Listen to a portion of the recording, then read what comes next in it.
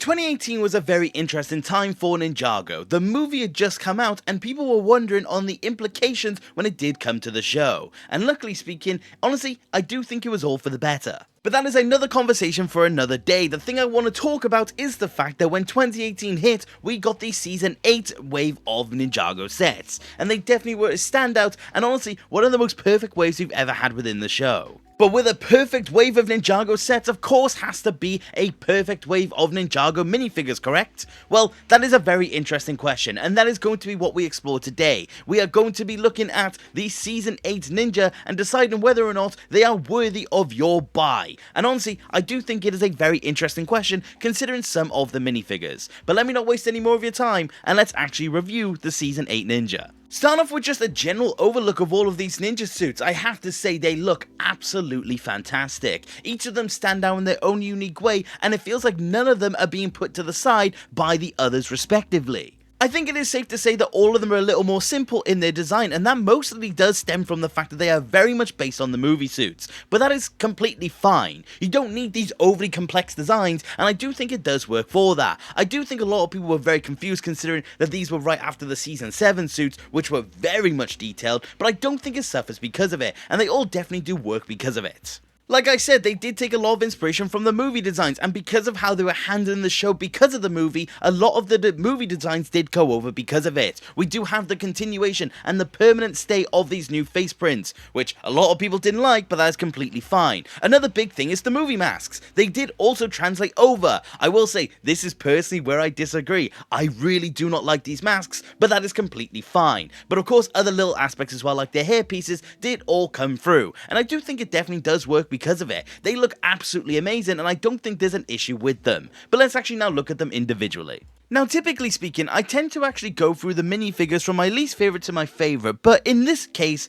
and spoiler alert, there's not really a minifigure I don't like, so I'm just going to go through them generally speaking. To start off with Kai, I absolutely adore this design. The majority red is really good, but the utilisation of the secondary colours is absolutely amazing. The black going through is a very nice touch, and I even like the aspects of orange. In the weirdest sense possible, this just feels like a ninja suit, and I feel like that may be obvious in a lot of different regards, but when you look at some of the outfits that the ninja do have, you notice that some of them really do depart from that ninja theme, whereas this one just simply doesn't. This just feels like something that I would expect, and the aspects that go on top of it are even better. The Skybound shoulder piece is a really nice addition, and in the gunmetal grey as well, definitely does add a nice little bit of flair to it. It just does everything it can to complete the look, and I definitely do appreciate that. As for his accessories, what he has this time round is just simply two silver katanas. It's to emulate the look that he does have in the Oni trilogy, and it does work fairly well. I really do like it, and it definitely does complement Kai very well. Of course, he is just a sword user, so it does just make sense, but it does just work for this outfit. I don't know really how else to put it. It just has this really nice aspect to it that I think just gives it that overall finish.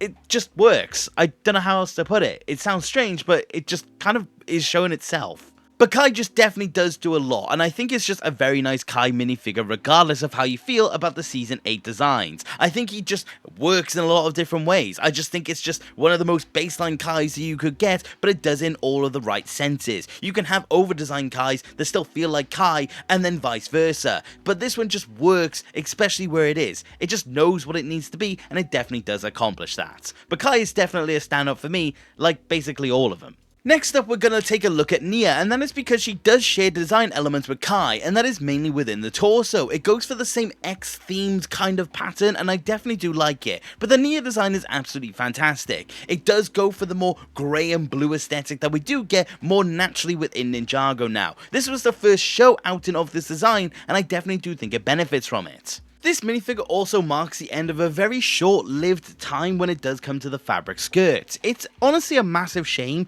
even though in my opinion it does get in the way of the minifigure. Just visually speaking, it looks really good, and it definitely did benefit this design. Honestly, I can't picture this version of Nia without the skirt piece. I honestly just think it works in every single sense. I know a lot of people also think this was a somewhat callback to a Samurai X roots, which you can interpret in that way as well, but I just think all of those elements, and again incorporating the shoulder pad, really did just make a fantastic looking version of Nia. This again is just a massive standout to me, and I just can't get over how much I like this one. Her weapon of choice this time round was actually the spear, and this is a completely built spear piece, and I really do like it. It does work very well. Personally speaking, I don't actually use it with the little end piece that Lloyd also has, because I just don't really care for it, and also it's not actually accurate to the show, so this is just how I tend to use it. But I really like how it complements Nia, and I just appreciate the fact that it is brick built. It just works extremely well, and you can also take it one step further. Because it is all individual pieces, you can actually take off the actual handle and have it emulate the more contracted version that we do see within the show as well. Again, it's just a really good version of Nia's weapon,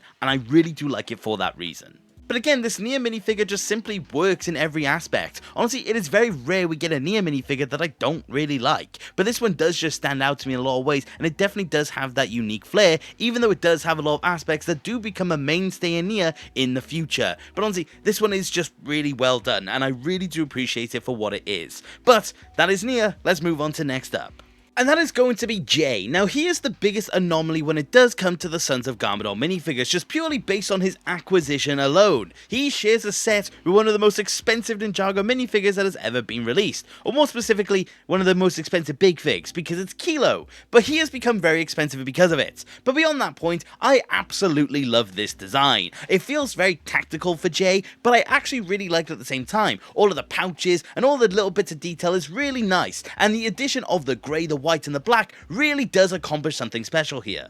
The design for this Jay just simply works. I honestly think it's one of the best Jay minifigures we have ever gotten. There's just simply nothing wrong with it. Even my own personal complaint about the movie masks does not apply to Jay in this situation. It just works. I don't know how else to describe it, and I'm hoping people understand what I mean when I do say it. But honestly, in the most objective sense possible, I literally do not have a problem with this Jay minifigure. It's really weird to think about, but just look at it. It's honestly just perfect. His accessory for this minifigure is actually just going to be a standard set of nunchucks, but again, it does just simply work. I really like just the standard look of weapons when it does come to Ninjago minifigures. I mean, you have some absolutely astounding looking designs later down the line, like the Season 11 weapons, but I really do think just the standard silver look that the Oni trilogy went for just had this feel that I really do like. And honestly, in terms of the sets itself, it just simply has got that nice feel. It just feels like ninja weapons. This is exactly what I want, and I definitely don't think there's anything wrong with it. But honestly, on an overall, it's just a shame that Jay basically is locked behind a paywall because of Kilo, because this is just such a really good looking Jay minifigure, and I love it because of it. It's not the most expensive thing in the world, and it's not even the most expensive Jay, but it's just definitely up there, and it's definitely hard to get just purely because of who his set mate is. So just because of that reason, it does make the recommendation on these minifigures very difficult if you want a completed set.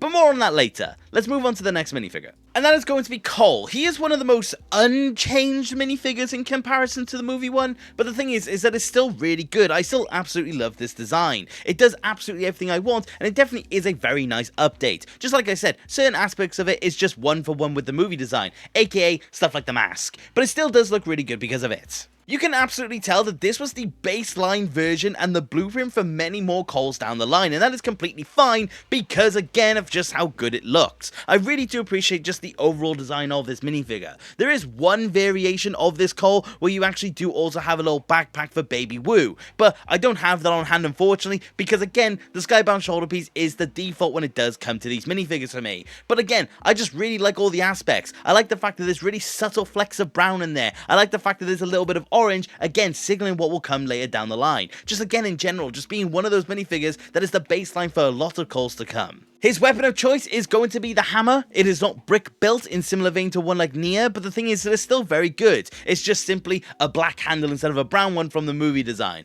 But I do like it, and it definitely does suit Cole very well. I will always be a scythe Cole. I absolutely love the scythe, and I don't think there is any beating it. I will say the Season 11 hammer is definitely a massive contender, but I just personally prefer a scythe. But this one is still very good nonetheless, and definitely does make for a good addition to him. So again, on overall, I do think it is a very good Cole minifigure, and whilst it feels like I have the least amount to say about this minifigure in comparison to the rest, I don't think it's a reflection on its quality. I still think it's still absolutely astounding, and I definitely don't think it falls behind in terms of the Season 8 minifigures. But beyond that, let's look at the next one. And that is going to be Zane, and to immediately get it out of the way, I removed the quiver in favour of the skybound shoulder pad, just simply down to the fact that I feel like the quiver just makes Zane look incomplete, and I just prefer this rendition of him. I will show it in a minute though, but I absolutely love this design. It does take a lot of inspiration from the movie design, but it definitely does feel like a relatively big departure, and I really do like the design because of it. It does just work, and it definitely does feel like Zane.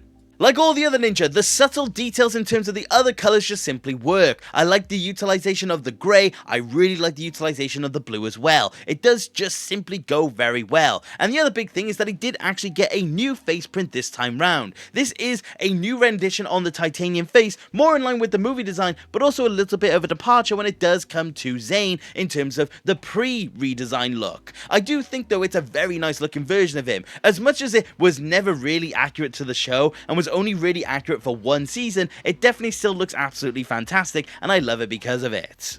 But here we go, here is Zane with the quiver. It does look fine, it just doesn't really look as good as the shoulder pad, but it is to go with his weapon of choice, which is the bow. I will say, I'm not a massive fan of bow Zane, I never really cared for it, and I understand why they did it, but I'm very glad that they did go back to shurikens. I just think it simply looks a lot better, but this isn't the worst in the world. I would like to know if there's anyone who is still ride or die when it does come to the bow though, because I do think it's a relatively interesting addition, and not a bad one. It's just no shurikens to me. But still, regardless, on an overall, I absolutely love this Zane. I do think the change I made is very valid, and I definitely do think it makes the minifigure a whole lot better for me personally. But regardless of that, it's still just very nice. I really do like this minifigure, and I think it does fit in very well with the rest of the ninja. And again, just one of those really nice looking Zane designs that I can't really get over. But let's get on to the last ninja. And that is going to be Lloyd, and design-wise, again, I absolutely love him. He is basically just a colour flip of the movie design though. There's honestly not that much different apart from the colouring, but the colours themselves are absolutely nice looking.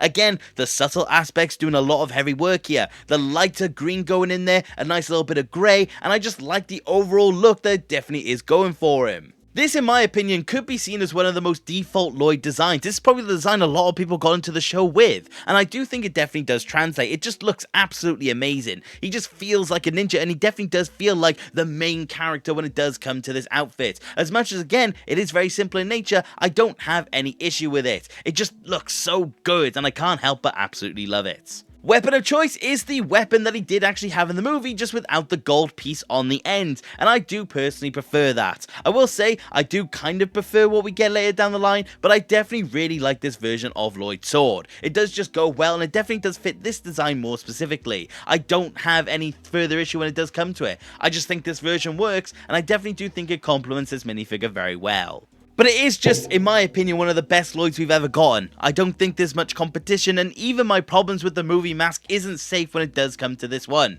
I just really like this look, and I can't get over how much I do like it. I just think it has everything that I want in a Lloyd minifigure to the extreme, and that is why it is going to be the ending of a very solid wave of ninja minifigures for me. But before I do get into an overall, I do want to show one more minifigure, and that is going to be the Baby Woo. I will say, it's just a little three-piece thing, and it definitely does go well with the ninja, but I don't think it's an over-necessity. I don't think it's something that you absolutely have to get. It's just something that does make things feel more complete. It is also very cheap, so there is that as well, but I definitely don't think it's something that you have to get if you are getting these ninja minifigures. But I will say, it is pretty cool. It is just inherently basic with its design. There's just nothing really to comment about it. It's a very simple head print and just plain white bricks. There's literally nothing interesting at all about this Woo, apart from the fact that it is actually Woo. It's the fact that you know what it is that makes it have some form of value. So that's why, if you just want something to make it feel more complete, this is definitely there as an option. But I had to mention Woo just because of it. But let's get on to an overall, because this is definitely going to be a very difficult one. Because for the most part, the Season 8 Ninja aren't that difficult to get your hands on. It's definitely a line of minifigures that were relatively available when it does come to their distribution.